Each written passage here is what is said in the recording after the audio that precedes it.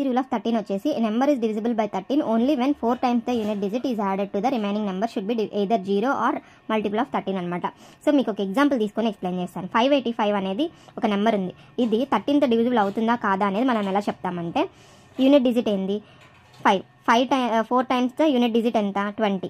ఈ 20ని remaining number 58 కదా, దానికి యాడ్ చేస్తే 78 వస్తుంది. 78/13 చేస్తే 13 6 78. సో ఈ 78 అనేది 13తో కంప్లీట్గా డివిజిబుల్ అవుతుంది కాబట్టి ఈ టోటల్ నెంబర్ 585 మనకి 13తో చేయడానికి 1755 అనేది ఒక నెంబర్ తీసుకున్నాను. దీంట్లో యూనిట్ డిజిట్ ఏంది 5 4 times చేస్తే ఎంత అవుతుంది 20. ఈ 20ని రిమైనింగ్ నెంబర్ 175 ప్లస్ 20 ఏమవుద్ది 195 అనమాట. సో ఈ 195 కూడా కొంచెం టెస్ట్ చేయడానికి కొద్దిగా కన్ఫ్యూజన్ ఉంటుంది కాబట్టి మళ్ళీ యూనిట్ డిజిట్ ఏంది 5, మళ్ళీ 4 times చేస్తే 20 అవుతుంది.